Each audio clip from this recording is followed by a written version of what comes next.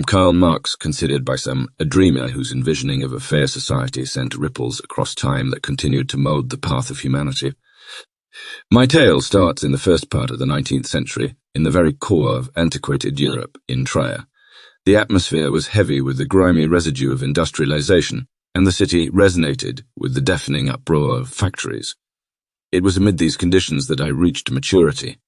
Being the son of a lawyer, I was graced with a mind as blazing as the furnaces punctuating the horizon of my city. It was early in life when I noticed the stark contrast between the affluence of the bourgeois and the destitution of the workers, a recognition that would forever alter the trajectory of my life and the world. My journey began in the realm of academia, navigating through philosophy, law, and history, among other disciplines. Yet, the striking inequities of the world outside would not dissolve into the backdrop as my learning deepened. Spurred by a seemingly unquenchable desire to redress these injustices, I stepped away from the protective boundaries of academia and delved into the turbulent sphere of political ideation and action. But how does one individual stand against the daunting power of the capitalist economy? I, in spite of my vast intellect and ardent passion, was merely a lone figure, tasked with the Herculean undertaking of questioning society's very bedrock. I recognized the need for more than just my theories. I needed a voice, a clarion call that could mobilize the subjugated and light the spark of revolution.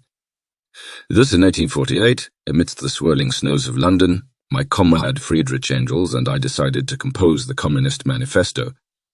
This manuscript was to be our rallying cry, our call to arms for the laborers of the globe.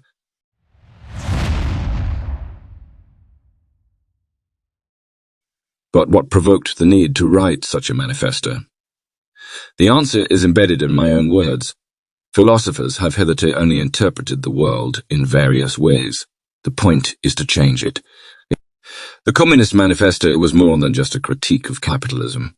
It was an alternate vision of society, a place where exploitation and class struggle were obsolete. It was a bold dream, a daring depiction of a world not yet conceived. With this aspiration in mind, pen in hand, I began to draft the manifesto, fully aware that my words could either kindle a revolution or lead to my own damnation. I elected to write the Communist Manifesto because I held faith in a world where each man, woman, and child could exist devoid of exploitation and indigence, and for that I was prepared to risk it all.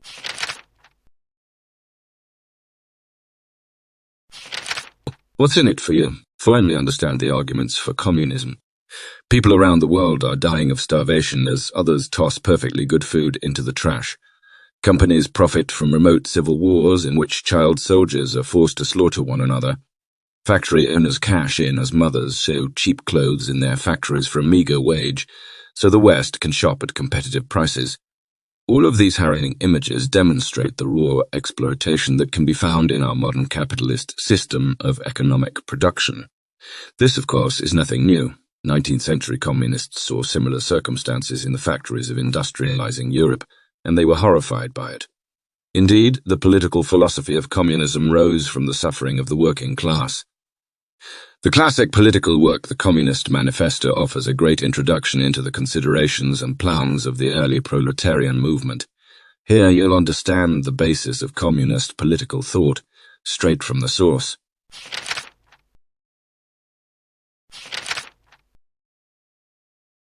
The class that controls the economy controls society. Why is it that we never see poor people in Congress or wealthy landowners sweating in factories? The wealthy always seem to inhabit positions of power, while the rest of us are at their mercy. But how did this come to be? The answer lies in economics. Said, changes in the economy drive changes in society. Every change in social relationships is triggered by a change in the mode of production, i.e. the method by which the necessities of life, food, shelter, transportation, etc. The mode of food production in the age of hunter-gatherer societies, for example, was such that humans could only provide for their immediate communities. As a result, there were hardly any class distinctions within a community. People were more or less equal. However, with the advent of farming, a more efficient mode of food production emerged. Suddenly, there was an abundance of food, enough for farmers to sell to other people, This change in the mode of production caused a hierarchy to develop between those who controlled the food supply and those who had to work for them, and so the first-class system was created. The class that held economic power also held the political power. Historically, all societies have organized into complicated hierarchies of conflicting classes. The lines that separate these classes can be traced back to their degree of control over the modes of production. In essence, the class that controls a society's wealth controls that society by using its position to subjugate the other classes. In the Roman world, for example, slaves were not allowed to hold property, which amplified their oppression. These things were similar in the feudal societies of medieval Europe. Poor serfs were tied to their land and indebted to wealthy landowners. In other words, these landowners actually owned them and forced them to work the land. The relationship between these oppressive and oppressed classes, i.e. the class struggle, is what has driven history.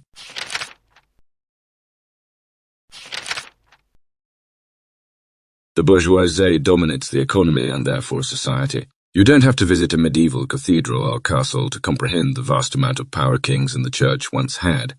But now they have relatively little power, and the power they once had lies in the hands of the mighty bosses of industry. In other words, the latter are today's dominant class. So how did they take over? Their ascent to power took place after the downfall of the feudal system. In the feudal system, the means of production, mainly agricultural land, is owned by the crown, its nobles, i.e. the aristocracy, and the church. Because they owned the land, they maintained control over the other classes. The only way for peasants to access land in order to grow or earn enough to survive was to sell themselves into servitude. However, 18th century industrialization brought alternative modes of production to feudal servitude, giving farmers an alternative form of labor to turn to for survival.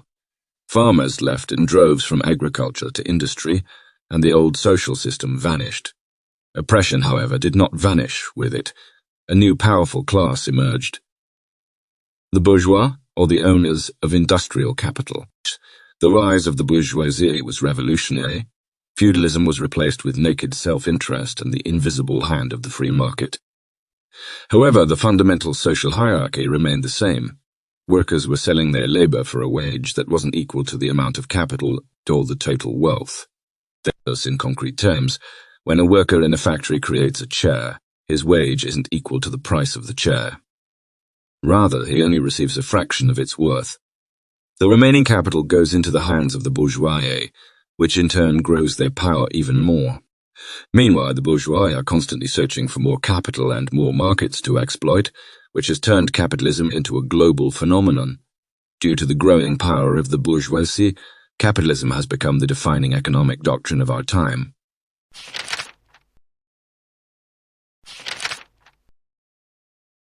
Although the working class is suppressed, it is becoming increasingly unified. Today, an oppressive king has been replaced with the bourgeoisie.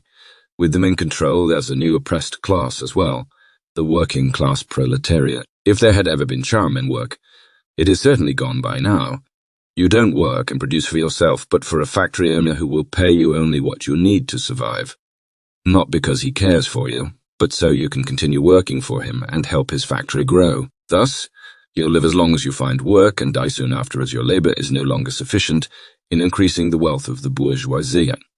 In this way, workers themselves have become little more than utilitarian commodities. As if that weren't bad enough already, with each increase in the division of labor, i.e., when the steps required to produce something become smaller, simpler, and more specialized, workers become increasingly insignificant. Rather than individuals producing an entire product as they would have in the past, they now suffer the monotony of cranking a single factory lever all day long for a minuscule wage. All aspects of humanity no longer matter under capitalism. Age, sex, desires, and aspirations all lose their validity. Individuals are merely the appendages of a machine. As a result of the sheer scale of industrial production, there are more workers today than ever before. Moreover, their means of communication have increased with their agglomeration in the cities, and differences among them have been erased through their reduction to commodity status. Although workers are forced into direct competition against one another in terms of labor and wage, they've realized that only together can they challenge the system erected by the bourgeois class. The proletariat is a revolutionary force, and workers have unionized to stand together in order to create a more just society. Since the birth of the proletarian class, workers have struggled against the bourgeoisie. Soon, capitalists will realize that they've given birth to their own gravediggers.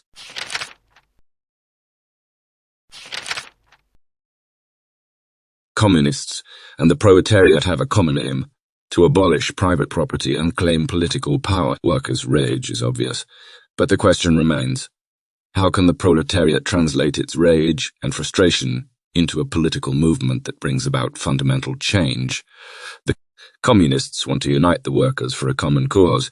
While unions sprout up in all countries and industries, their networks are still far too small in comparison to the global power of the bourgeoisie, with their economic power and international connections. So international communists have pledged to represent the interests of the proletariat as a global class. These communists come from working-class parties and organizations all over the world, and bring with them an understanding of the bigger picture, a global proletarian movement that transcends national boundaries. And in order to enact their vision, communists want to abolish private property. Many people find this confusing because they believe earning money and acquiring private property under capitalism is the only thing that motivates people to work. They think that abolishing private property would have fatal economic consequences, as nothing would ever be produced. But the proletariat doesn't create any property for itself through wage labor. Workers are paid the bare minimum to secure their meager existence, which is certainly not enough to build up capital for themselves. The only ones who benefit from the property created by wage labor are the bourgeoisie, and it is precisely this property that serves as the basis for its domination over the proletariat. In essence, the proletariat creates the instruments for its own exploitation under capitalism. Therefore, there is no reasonable basis for ownership of individual or private capital under proletarian rule. The creation of capital requires an entire society and should thus be held by everyone. For this reason, the communist plans are immediate and decisive. The united proletariat must topple the bourgeoisie and usurp political power in order to redistribute wealth to everyone across society. The 10 demands of the international communists in order to usher in a fair and just communist society. 10 conditions must be met. 1. The exclusive rights to land create and perpetuate class distinctions. Therefore, all property in land and all rents of land shall be expropriated for public. 2. In order to ensure that wealth does not accumulate and concentrate at the top, a heavy progressive tax must be introduced. 3. Inheritance concentrates wealth into the hands of people who are already wealthy and thus cements class distinctions. Therefore, right of inheritance should be abolished. 4.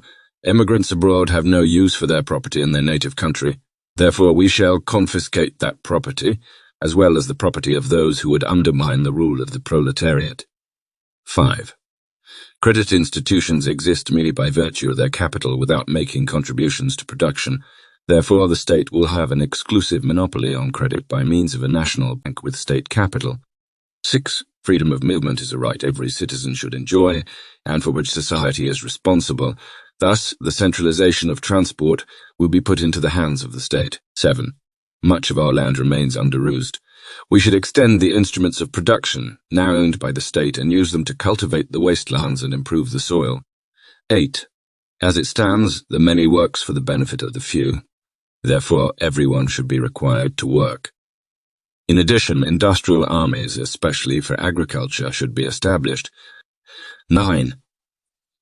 Promote the gradual elimination of the distinctions between town and countryside by more equitably distributing the population. 10. Our lives are determined in part by the quality of our childhood. Therefore, education will be free in public schools, and children's factories shall be abolished in their current form. All common criticisms of communism are easily rejected. Obviously, the communists' radical plan for the transformation of society has met with strong opposition, but the criticisms are hypocritical and invalid. Here are some of the most common. Communism has been accused of working against the family, but this isn't true. Because they demand that children be educated publicly instead of at home, communists are accused of degrading traditional family values and bonds. But we can only scoff at this criticism. Families have already been successfully ruined by capitalism. Mothers work 60 hours a week, and children are enslaved in factories almost as soon as they can walk, reduced to little more than commodities. Communism simply proposes that education be free, and free from the influence of the ruling classes, would have you believe that communism deprives workers of their nationality. However, workers have no country to begin with. Workers aren't represented by the great values and history that nationalists attribute to their nations. Rather, they are represented by their labor and their position as oppressed subjects. Communists can't take from the workers what they don't have. While communism will begin with political control on a national level, communists aim to further blur national borders. Workers of all countries have already become increasingly similar through standardization, international trade, and a common cause, which will make this process easier. Furthermore, some lament that communism will undermine religion. Communism works to replace the existing set of morals, as they were shaped by the oppressive power relations of our capitalist society. Traditionally, religion's primary purpose has been to support the ruling classes. In feudal society, it supported the king's right to rule. Under capitalism, the church stands against socialist and communist movements. The church's role in upholding class hierarchy simply means that religion must be tossed out with the rest of the old world. The critiques that communism faces are weak.